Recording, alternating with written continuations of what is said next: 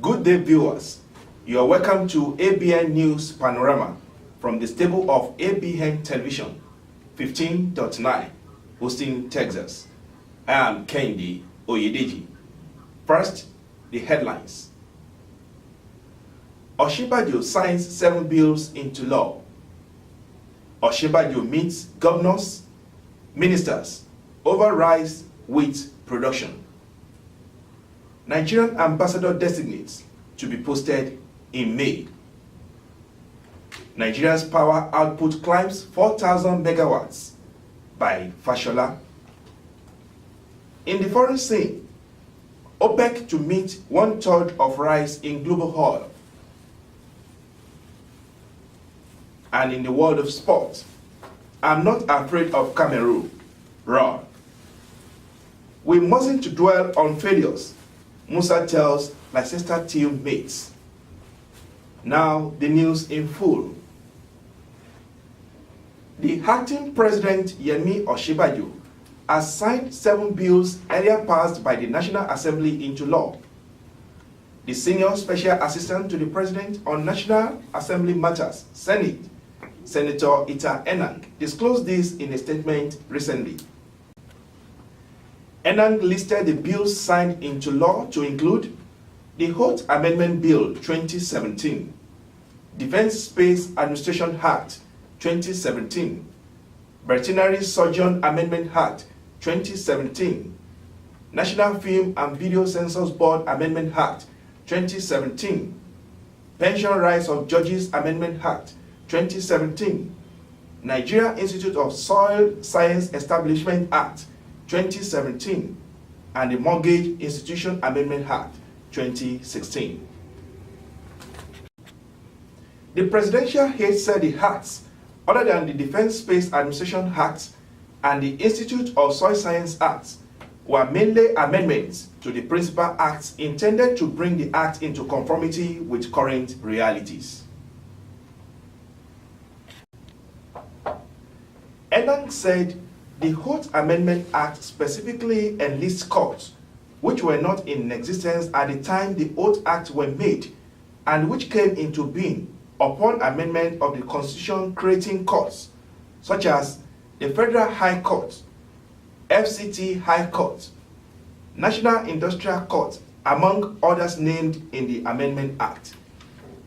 He added, and I quote, "The Defense Space Administration Act establishes the Defense Space Administration to develop satellite technology and ensure security of the nation's cyber activities. Veterinary Surgeon Act reduces the membership of Veterinary Council. National Film and Video Censors Board Amendment Act reduces the membership of the governing board and empowers the board to regulate the import and export of movies.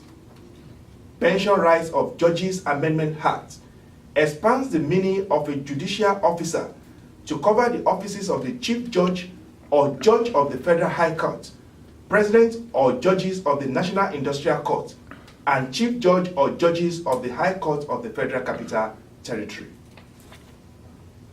Nigerian Institute of Soil Science Establishment Act establishes the Nigerian Institute of Soil Science, which is charged with the responsibility of regulating the profession of soil science.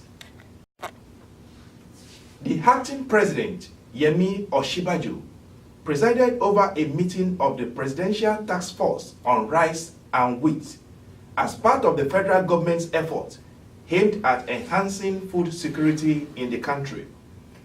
Those who attended the meeting included 4 state governors, Abubakar Bagudu of Kebbi State, Abdullahi Ganduje, Kano State, Badaru Abubakar, Jigawa State, and Dave Umahi of Ebonyi State. The Minister of Finance, Kemi Adeosun, Minister of Agriculture, Audu Ogbe, and the Governor of Central Bank of Nigeria, Godwin Emefiele, also attended. Bagudu said, and I quote, "This is the meeting of the Presidential Task Force on Rice and Wheat, and we received the wheat program and what we can do more to support states in order to increase production of wheat." He added, "We also want to ensure that Our farmers who have responded to the call are supported in terms of getting good price for their output in order to sustain their interest. The acting president assured us that the federal government would continue to support the drive towards self-sufficiency in food security. He said the government would support the farmers, the millers, and other stakeholders involved in the value chain. He said he is happy with farmers' readiness, where about 32 states have shown readiness to increase production. He said, "I think we have done very well. We have remarkable increase in the number of states that have produced wheat for the last season. Last season, we had about 5 states, but today we are hearing reports from about 11 states, and the increase in output per state is quite significant as well. So we believe that with sustained trajectory that we are seeing, we will be able to achieve our self-sufficiency." Since the federal government ordered the recall of all ambassadors appointed by the previous administration in 2015, Nigerian foreign missions have remained without substantive heads.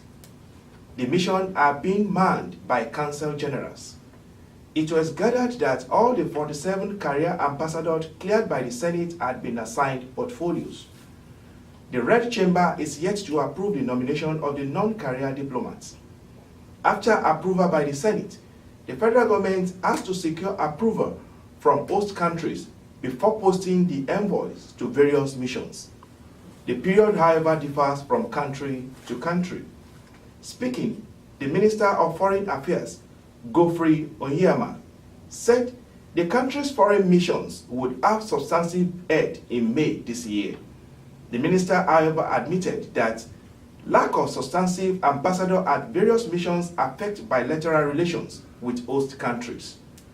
He said, "There will always be an impact if you don't have an ambassador in a country, even from the point of view of perception, because the host country will always feel slighted that you are not giving it the respect and that you are not engaging with it at the level that it should be, especially if they have an ambassador in your country." He noted that it is easier for an ambassador than a lower official to have access to a highest level of government in host country. On pruning down the number of foreign missions due to the nation's plummeting economy, the minister said 8 missions had been identified for closure, but the final decision has not been taken as discussions are still ongoing. He said, and I quote, 8 missions initially identified, and there are ongoing discussions as to whether all the 8 should be closed.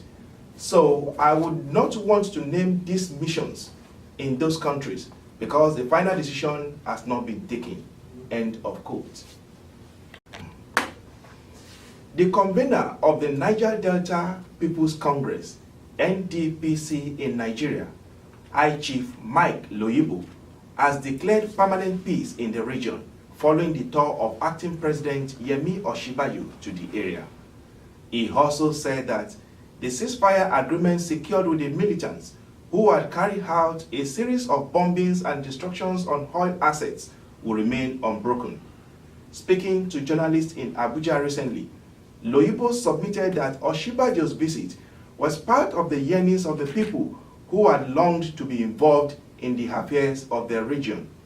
He said, and I quote, "When we assess the issues generally, my view has been that you cannot develop the Niger Delta without our people's participation, and this is the first time that any government ever is involving the critical stakeholders at all levels, and so the consultation is a continuous one."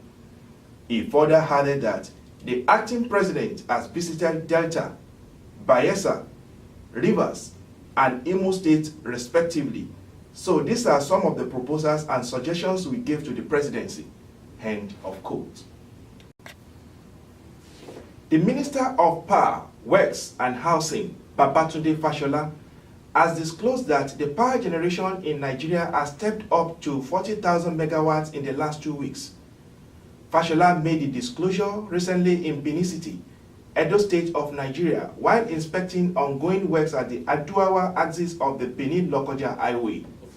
He said major challenge facing the power sector was shortage of gas to power gas turbine, and that power generation could be increased to 7,000 megawatts if vandalization of gas pipelines did not take place.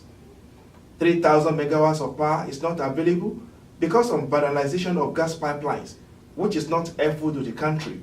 If we can recover the 3,000 megawatt lost to vandalism and add to the 4,000 megawatts, we will have 7,000 megawatts, he said. The federal government has been advised to follow the Indian example of mechanized agriculture if the country must be self-sufficient in food production. The Acting Executive Secretary, Agricultural Research Council of Nigeria, Professor Ambrose Vol, stated this in Kaduna, northern part of Nigeria, while declaring open a 3-day workshop on Integrated Safe Facility Management, ISFM, for livelihood impact, organized by Nigerian Soil Consortium. According to Professor Vol, Nigeria could only boast of 30,000 tractors, while India has 400,000, enabling it to produce varieties of food due to mechanized agriculture. He added that although the present administration is making efforts to actualize the national objectives of food and nutritional security, the Nigerian Soil Association was another opportunity that could drive national aspiration in agriculture. He expressed belief that the consortium would try to address problems of soil facility in the country, which would go a long way in driving the agricultural promotion policies objectives in Nigeria. Professor Vol, however, called on the federal government to consider the basic data on the natural science base of the country, such as land resource use and farming system, which are key towards enhancing environmental monitoring and evaluation, which will enable sustainable and efficient use of the resources. Earlier in his welcome address, the Executive Director of the Institute of Agricultural Research, Ahmadu Bello University, Zaria, Professor Ibrahim Abubakar, expressed dismay over low farm yield, which he blamed on the neglect of the soil. Professor Abubakar said, the way forward is the development of database that was spatially georeferenced, such as yield gaps variability, associated with it, fertilizer in different geographics, facilitating the development of the evidence to support investment required to scale up ISFM technologies. The workshop is meant to discuss experiences that we have gained over some projects over the years. One of them is integrated soil facility management. You know that crops will give you what they acquired from the soil hand. Now the foreign scene. According to the latest Global Energy Weekly from Bank of America, Merrill Lynch, about 1/3 of global oil supply growth will come from OPEC in 2017 down to year 2022. While OPEC countries have the resources to grow production, OPEC revenue would likely be higher if no additional investments are made, compared to the scenarios where increased oil production leads to lower prices. For this reason, OPEC oil output growth is likely to be limited over the next 5 years.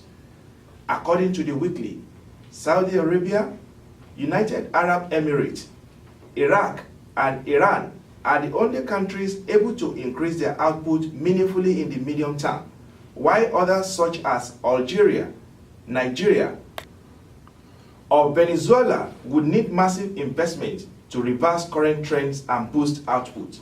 The report said Saudi Arabia will likely be better off maintaining steady production, allowing prices to rise to maximize their long-term oil revenue. It also noted that over a 15-year period, Saudi Arabia total oil revenues at $50 per barrel and 18 million barrels of production will equate to $4.90 trillion.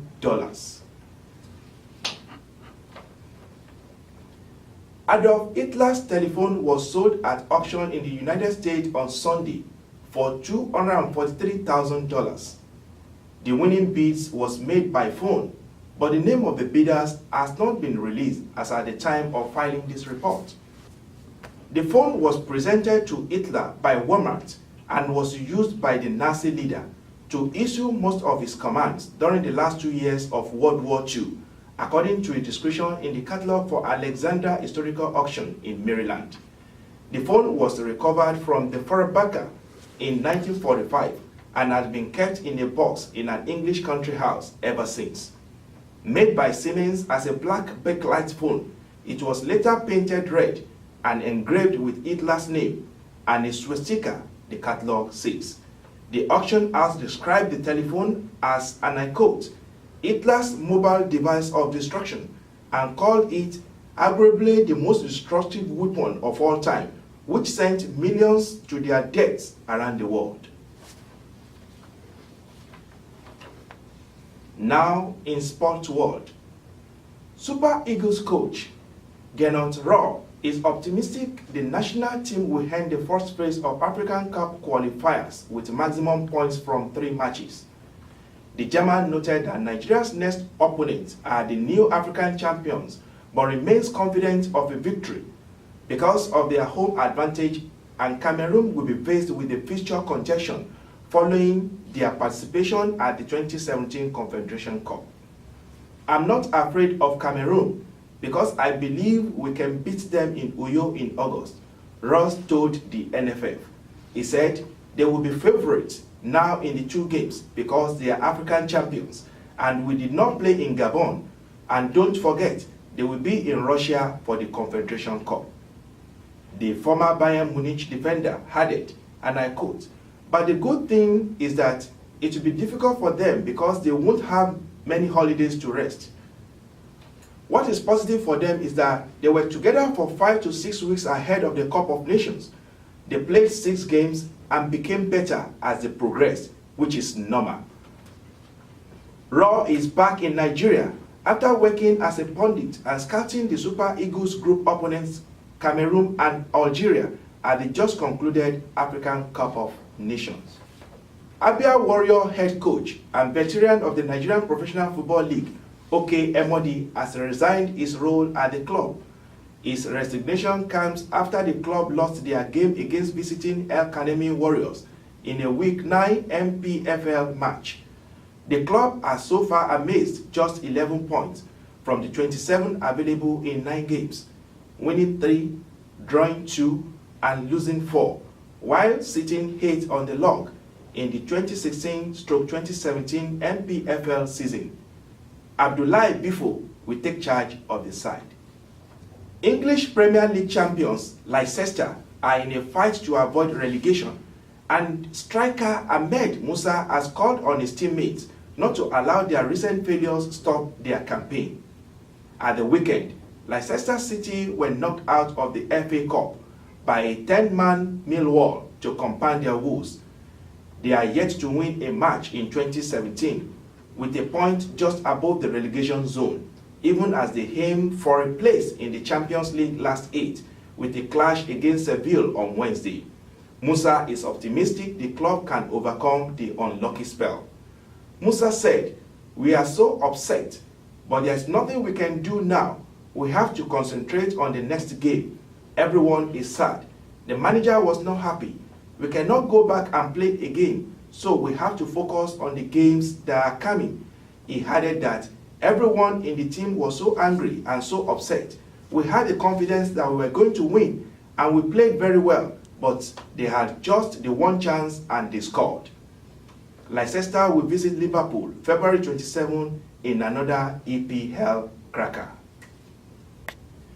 With that sports news, we have come to the end of ABN News Panorama. I am Kendi Oyedeji. From all of us in the studio, I say bye for now.